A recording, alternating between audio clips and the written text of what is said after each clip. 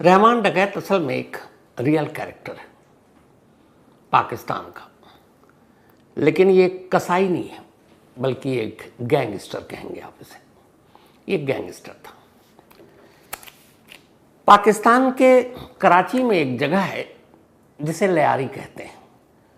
लयारी पाकिस्तान के इस कराची शहर में जिस मोहल्ले का नाम है उसके पास ही पोर्ट भी है और बड़ी जैसे पुरानी दिल्ली जैसा इलाका नहीं होता, लगभग कुछ वैसे ही लयारी का ये इलाका है। वहाँ रंग बिरंगे घर हैं, मिक्स्ड पॉपुलेशन है। वहाँ बलोच भी रहते हैं, सिंधीज़ भी रहते हैं, कच्छीज़ भी रहते हैं यानी जो कच्छ से आते हैं, और सीडीज़ भी जो अफ्रीकन हैं उनकी भी एक आबादी है। इस पूरे लयारी इलाके को कराची में वहाँ के जो लोकल लोग हैं इसे कराची की माँ भी बुलाते हैं। मतलब लयारी का एक नाम वहाँ के लोकल लोगों की ज़ुबानी में मदर ऑफ कराची, कराची की माँ भी है। और यहीं से शुरू होती है कहानी रहमान डकैत की। कराची का ये इलाका शुरू से ही एक तरह से क्रिमिनल का गढ़ रहा। उसकी वजह ये है कि यहाँ पर ये जो पूरी आबादी है, बेरोज़गारी यहाँ पर ज़्यादा, कोई काम काज नहीं, नौजवानों की तादाद ज़्यादा। तो जहाँ बेरोज़गारी होती है वहाँ जुर्म के रास्ते पे लोग बहुत आसानी से निकल पड़ते हैं। यही कुछ लयारी की भी कहानी थी। लेकिन अपने वक्त में, आज से पहले, अब तो लयारी जब बदनाम हुआ उससे पहले की बात बता रहा हूँ कि लयारी पाकिस्तान में, पूरे पाकिस्तान में इसका एक नाम हुआ करता था, कराची की माँ या मदर ऑफ कराची या लयारी कहें। उसकी वजह यह है कि पूरे पाकिस्तान में जब भी लयारी का नाम आता था दो चीज़ें लोगों के जहन में आती थी, एक थी बॉक्सिंग और दूसरी फुटबॉल। लयारी ने पाकिस्तान को कई नेशनल, इंटरनेशनल स्टैंडर्ड के फुटबॉलर भी दिए और बॉक्सर भी दिए। एक बॉक्सर तो जो यहाँ से निकले वो ओलंपिक में ब्रॉन्ज मेडल भी जीता है, ओलंपिक में पाकिस्तान के बॉक्सर ने, वो इसी लयारी का रहने वाला। लेकिन गरीबी, बेरोज़गारी, स्कूल नहीं, कॉलेज नहीं, जॉब नहीं, एजुकेशन का ढंग से इंतज़ाम नहीं, तो इन्हीं सब चीज़ों की वजह से लयारी के जो नौजवान पीढ़ी थी वो धीरे धीरे जुर्म के रास्ते पर चल पड़ी। और इसकी शुरुआत होती है 70s के दौर से। 1970 में, बल्कि 60 और 70 के बीच में, एक लयारी में एक शख्स जो पहला वहाँ का कहते हैं गैंगस्टर कहें या दादा कहें या क्रिमिनल कहें, उसका नाम था दादल, एलियस दाद मोहम्मद। दाद मोहम्मद और उसका एक भाई लयारी के ये पहले गैंगस्टर के तौर पर जाने जाते हैं। इन्होंने ऑर्गेनाइज्ड क्राइम की बुनियाद रखी लयारी में और तब ये ड्रग्स का काम करते थे, धंधा, हशीश बेचने का काम, लोगों को हशीश बेचते थे, और प्रोटेक्शन मनी, जो लोगों से वसूली करना, धमकी देना, और ये कि तुम्हारी जान खतरे में तो हम तुम्हें प्रोटेक्ट करेंगे, तुम हमें बदले में पैसे दोगे। तो ये इनका मेन काम हुआ करता था, दाद मोहम्मद का उर्फ दादल। इसी दौर में जब दादल की ये हुकूमत चल रही थी, एक और नाम आया लयारी में और वो था हाजी लालू। हाजी लालू एक कच्छी बलोच था और कहते हैं बहुत टफ इंसान था। उसने दाद मोहम्मद को देखा देखी अपना गैंग एक बना दिया इस इलाके में। अब हाजी लालू और दाद मोहम्मद दो अलग अलग गैंगस्टर लयारी में पनप चुके थे, लेकिन दोनों में ज़्यादा झगड़ा इसलिए नहीं था कि दोनों ने इलाके बांट रखे थे। दोनों अपना अपना काम कर रहे हैं, उगाही, वसूली, ड्रग्स का धंधा। इसी दौरान में हाजी लालू की नज़र एक लड़के पर पड़ती है। एक लड़का जो लयार का रहने वाला, बेहद शातिर, बेहद तेज़, हालांकि वो उस ज़माने में लोगों को ठगता था, बहुत बड़े बड़े क्राइम नहीं किए, लेकिन हाजी लालू की जब नज़र पड़ी तो हाजी लालू को उस लड़के में कुछ चीज़ नज़र आई। उसे लगा कि ये एक दिन बहुत आगे जाएगा। हाजी लालू ने उस लड़के को अपने गैंग में शामिल कर लिया, उसके सर पर अपना हाथ रख दिया। वो लड़का कोई और नहीं था बल्कि उसका नाम था सरदार अब्दुल रहमान बलोच, जो आगे चलकर रहमान डकैत के नाम से मशहूर हुआ। तो अब रहमान या सरदार अब्दुल रहमान हाजी लालू के गैंग में शामिल हो गया। रहमान कि पूरी फैमिली भी एक तरह से क्राइम में इन्वॉल्व थी। रहमान का बाप ड्रग्स के धंधे में शामिल था, कई बार पकड़ा गया था। उसके चाचा, भाई, इन सब के ऊपर भी कोई ना कोई कानूनी शिकंजा कसा हुआ था। तो बचपन से ही जुर्म की दुनिया को रहमान ने अपनी इर्द गिर्द देखा था। और अब लयार के दो सबसे बड़े गैंगस्टर में से एक हाजी लालू का उसके सर पर हाथ। फिर क्या था, देखते ही देखते अब रहमान जो है एक बेहद करीबी और ख़ास बन गया लालू का। और अब उसने छोटे मोटे ये जो ठगी और सारे काम करता था उसको छोड़कर बड़े बड़े लोगों को धमकाना, वसूली, कत्ल करना सब हाजी लालू के इशारे पर करने लगा। किडनैपिंग का 80s के बाद इन लोगों ने किडनैपिंग का धंधा भी शुरू कर दिया। फिर रैंसम मनी के तौर पर बहुत सारे पैसे लेने लगे। 1980 में ऐसा हुआ कि एक बहुत बड़े लयार के ही एक अमीर शख्स का किडनैप कर लिया गया। किडनैप करने के बाद, बल्कि 80s में नहीं 90s में, उससे रैंसम में काफ़ी भारी रकम वसूली गई। इस रकम को जब हाजी लालू के पास ले जाया गया तो पहली बार ये हुआ कि हाजी लालू को रहमान पर शक हुआ कि किडनैपिंग के एवज में जो फिरौती की रकम यानी रैंसम मनी मिली उसमें रहमान ने कुछ धोखा किया है, कुछ पैसे हड़प लिए। यहाँ से पहली बार हाजी लालू और रहमान के बीच रिश्ते तल्ख हो गए। जब तल्ख हुए, कुछ गैंग के लोगों ने कान भी भर दिए और रहमान धीरे धीरे अपना कद बहुत बढ़ा चुका था तब तक। तब ये हुआ कि फिर रहमान ने तय किया कि वो हाजी लालू के गैंग की छाया से अब अपने आप को बाहर निकाल लेगा, और उसने बाहर निकाल लिया। अब हाजी लालू से रहमान का रिश्ता टूट चुका था। रहमान ने अब अपना एक गैंग बनाया, उसी लियारी के लड़कों को लेकर जो क्रिमिनल थे छोटे मोटे। और जब अपना गैंग बनाया, जब उसने जुर्म के रास्ते पर और ज़्यादा खूंखार अपना चेहरा दिखाया, तो यहाँ से फिर रहमान बलोच का नाम रहमान डकैत धीरे धीरे पड़ता गया। और अब रहमान डकैत दाद मोहम्मद हाजी लालू के बाद तीसरा बड़ा नाम हो चुका था। उधर कुछ वक्त के बाद हाजी लालू की मौत हो गई और हाजी लालू के बेटा अरशद पप्पू, उसने अपने बाप की विरासत संभाल ली। अब हाजी लालू का बेटा अरशद पप्पू है, उधर दूसरी तरफ रहमान डकैत है। बाप के साथ गद्दारी की बात चल ही रही थी, तो इन दोनों में भी बनी नहीं। हालांकि जो कहते हैं हाजी लालू का बेटा अरशद पप्पू, वो अपने बाप से भी ज़्यादा खतरनाक रूथलेस था। वो बड़ी ही दर्दनाक मौत अपने दुश्मनों को दिया करता था। अब अरशद पप्पू जब आया हाजी लालू के बाद, तो हाजी लालू पुराने दौर के क्रिमिनल थे। उन्होंने कहा चलो लड़के ने बेईमानी की है, रहमान डकैत ने, तो ज़्यादा कुछ किया नहीं। लेकिन बेटे हाजी लालू का जो आया, उसे लगा कि अरशद पप्पू को कि नहीं, ऐसे रहमान डकैत को माफ़ नहीं किया जाना चाहिए, उसने पीठ में खंजर भोंका है।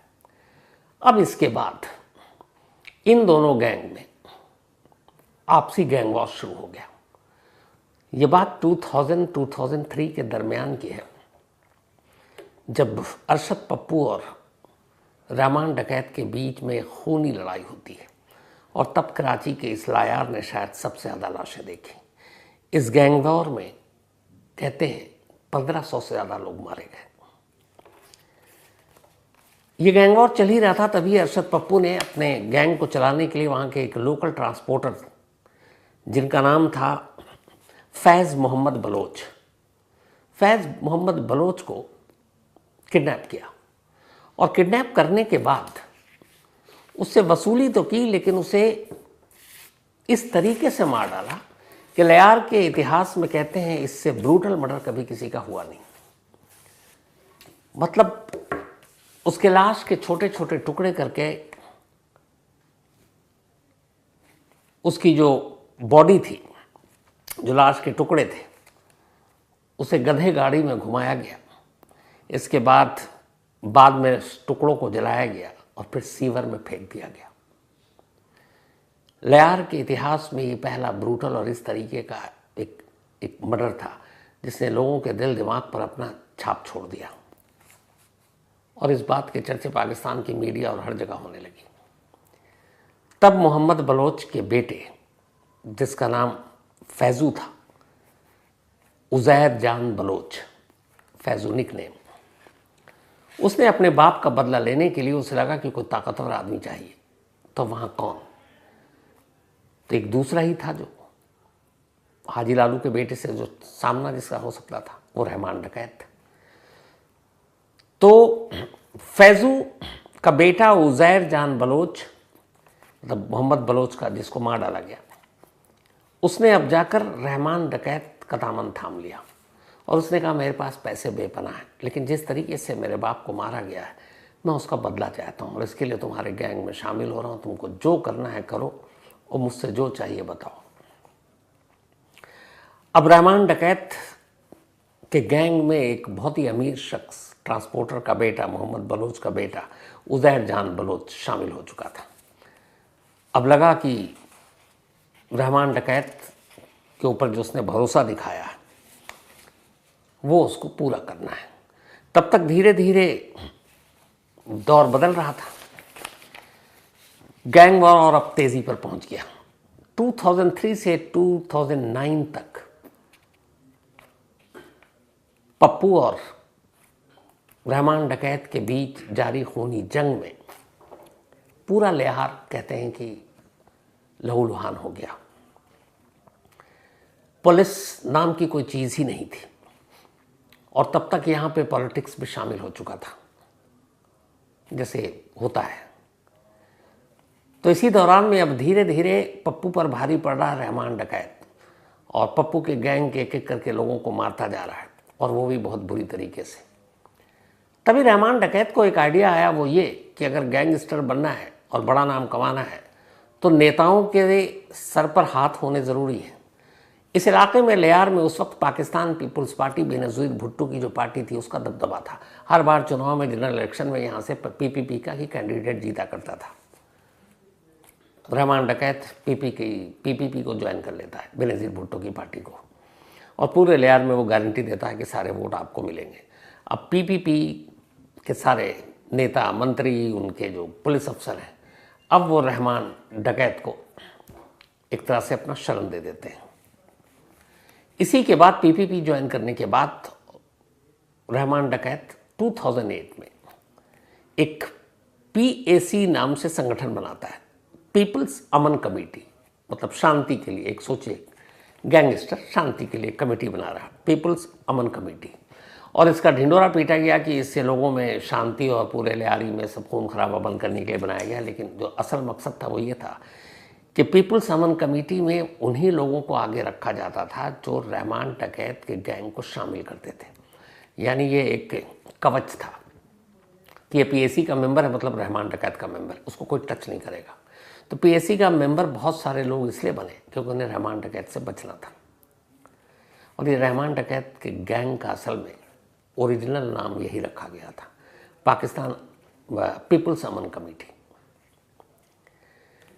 इसके बाद सरकार का संरक्षण, पाकिस्तान पीपल्स पार्टी का सर पर हाथ, पीपल्स अमन कमेटी के नाम पर गैंग का विस्तार, देखते ही देखते रहमान डकैत की तूती बोलने लगी।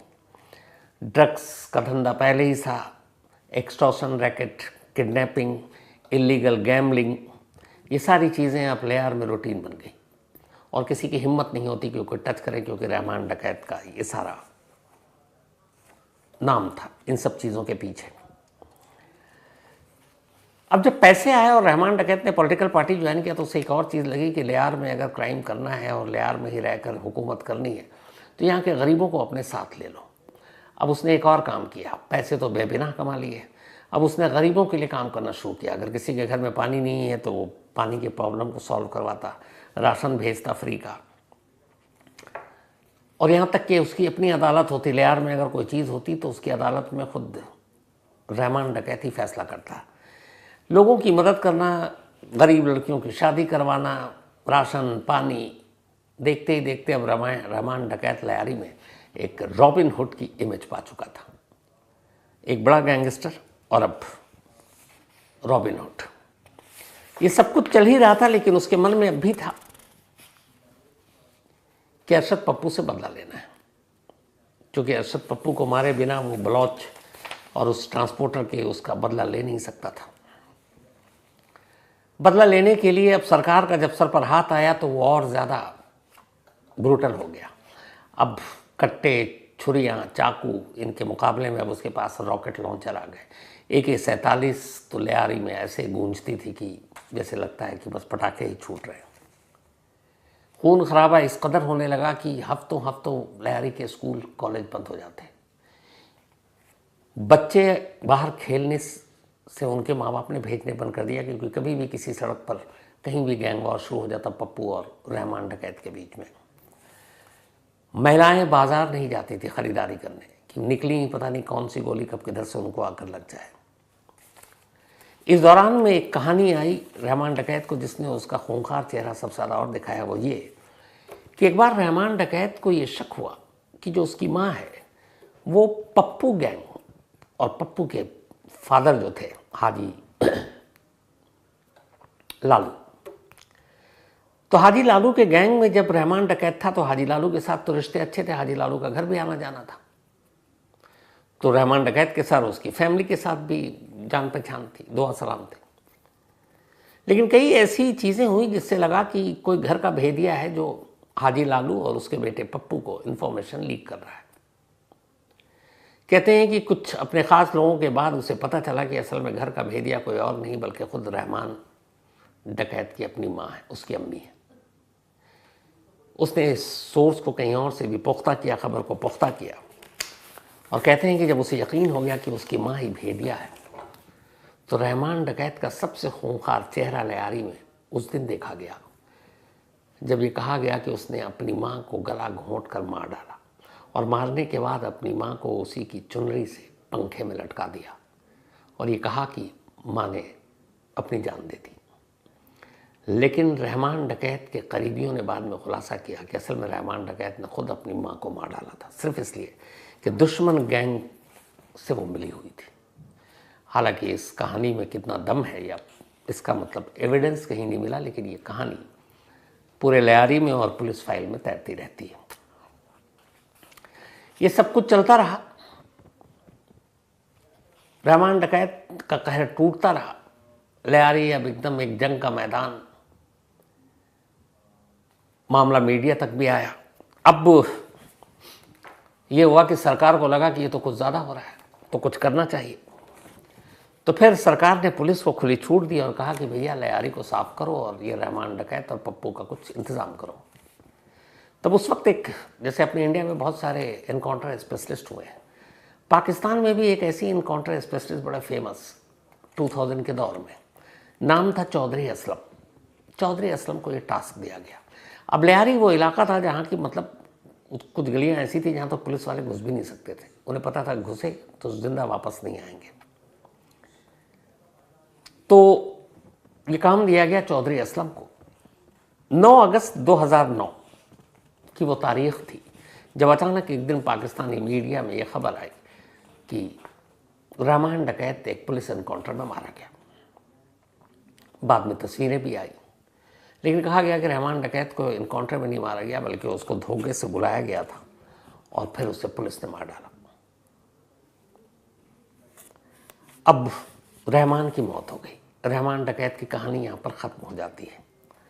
लेकिन रहमान डकैत की मौत के बाद उज़ैर बलोच, उसी ट्रांसपोर्टर का बेटा जो उस वक्त तक करीब हो गया था, जिसने सब कुछ छोड़कर रहमान डकैत का गैंग ज्वाइन किया था अपने बाप का बदला लेने के लिए, उसने रहमान डकैत की मौत के बाद 2009 में रहमान डकैत के गैंग की कमान संभाल ली।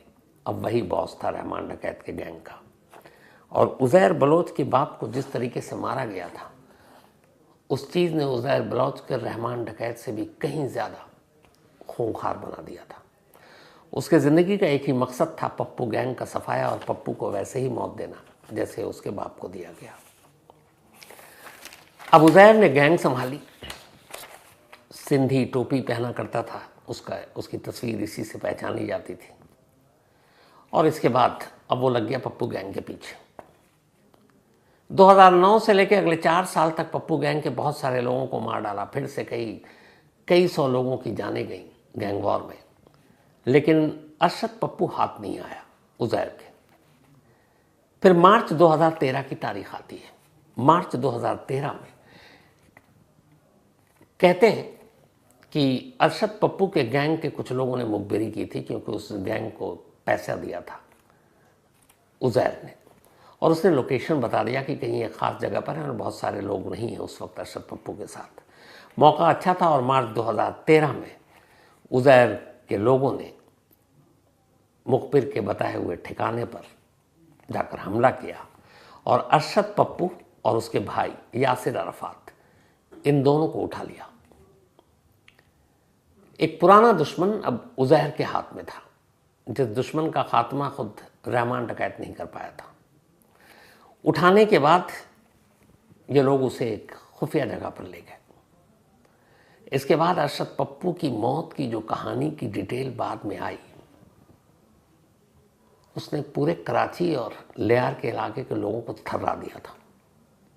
उज़ैर के फादर की भी ऐसी दर्दनाक मौत नहीं हुई थी जैसे उज़ैर ने अपने बाप के कातिल अरशद पप्पू यानी हाजी कालू के बेटे और उसके भाई यासिर को दी थी। इन्होंने उसको अपने कब्जे में 5 दिनों तक रखा और इन 5 दिनों में जितने जुल्म ढा सकते थे अरशद पप्पू पर ढाया। हर तरीके से टॉर्चर किया। टॉर्चर करने के बाद दोनों भाइयों के सर काटे। फिर बिना सर के उसकी बॉडी को गधे गाड़ी पर रखकर लियारी के अपने पूरे इलाके में घुमाया और लोगों को देखने पे मजबूर किया, देखो ये हमारा दुश्मन है, इसका क्या हाल किया है। तो अरशद पप्पू और उसके भाई का गला काटने के बाद उस बॉडी को दिखाया, घुमाया और फिर पूरी गलियों में लियारी के। इसके बाद अपने बाप की तरह ही इन दोनों के लाशों के टुकड़े किए, उन्हें जलाया और फिर वैसे ही ले जाकर सीवर में फेंक दिया। इत्तेफाक से कहते हैं कि जब ये परेड कराया था बिना सर के बॉडी के, कुछ लोगों ने शूट कर लिया था और ये वीडियो पाकिस्तान में उस वक्त कुछ चैनल पर भी चल गए और ख़ुद नेता, पॉलिटिशियन, पुलिस वाले देखकर ये वीडियो लीक हुआ, वो भी थर्रा गए थे। इसके बाद ये हुआ कि नहीं, ये तो बहुत है, इससे ज़्यादा नहीं। फिर सीधे आया कि अब आप स्पेशल टास्क फोर्स बनाइए। रेंजर्स को हुक्म दिया गया कि अब उज़ैर और बाकी लियारी में जितने भी ऐसे गैंगस्टर हैं, अब उनका सफाया करो, लियारी को अब इन चीज़ों से निपटाओ। जब ये सब कुछ हुआ तो उज़ैर कराची छोड़कर भाग गया। उसके बाद वो अलग अलग ओमान और कई और देशों में रहा। फिर जो बाकी के छोटे मोटे लोग थे वो भी वहाँ से निकल लिए और सब अलग अलग देशों में चले गए। कहते हैं कि सिर्फ उज़ैर और इस पप्पू के गैंग वॉर के बीच में 2000 लोग मारे गए थे। उससे पहले कि जब रहमान डकैत था उनकी अलग कहानी थी। 2016 में उज़ैर बलूच वापस पाकिस्तान पहुंचा। पाकिस्तानी रेंजर्स को पता चला और उन्होंने कराची के बाहर से उसे अरेस्ट कर लिया। अरेस्ट करने के बाद मिलिट्री कोर्ट में उसे पेश किया गया, जहां से उसे सज़ा हुई और पिछले 9 सालों से उज़ैर अब भी पाकिस्तान की जेल में बंद है। जो दूसरा एक क्रिमिनल और था, बाबा लाडला, जो पप्पू के गैंग से था, पप्पू की मौत का बदला लेने के लिए आया था। 2017 में उसके बारे में भी जानकारी मिली, वापस कराची आ रहा और रेंजर्स के साथ एक शूट आउट में मारा गया। 2018 में गफ़ार ज़िक्री, जो आखिरी लियार का इन सारे गैंग के बाद एक नया नाम उठा था और लग रहा था कि अब ये सिलसिला अभी भी आगे चलेगा, उसका नाम था गफ़ार ज़िक्री। 2018 में पाकिस्तानी रेंजर्स और पुलिस ने तय किया कि नहीं, अब लियारी में कोई भी रहमान डकैत या फिर हाजी लाल